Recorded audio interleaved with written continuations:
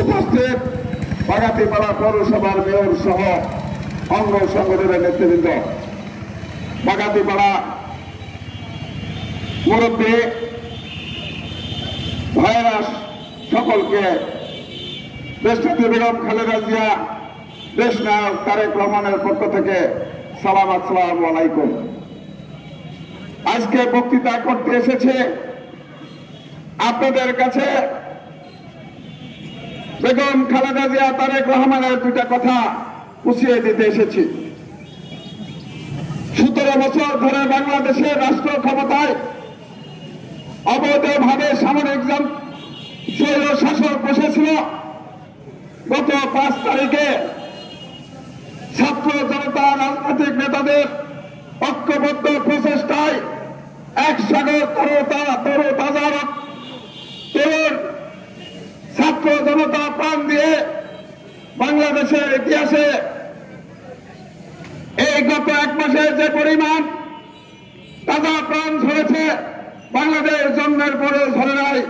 সেই রক্তের বিনিময়ে গত 5 তারিখে বাংলাদেশের মানুষের গণতান্ত্রিক অধিকার পূর্ণ ফিরে আসার পথ সুগম হয়েছে।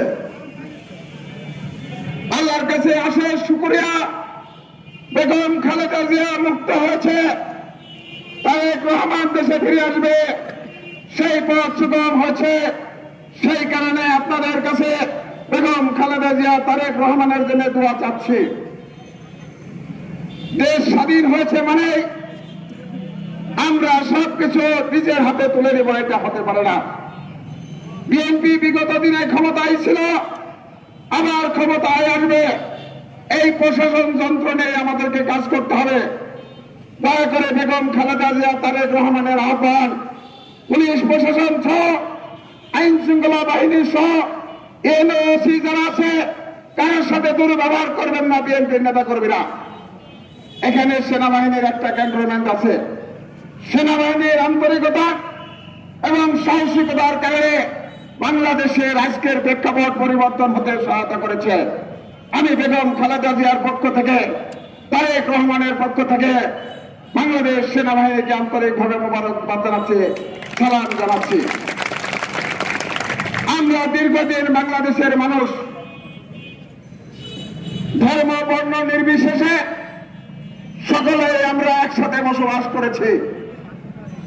আগামী দিনেও আমাদেরকে একসাথে বসবাস করতে হবে।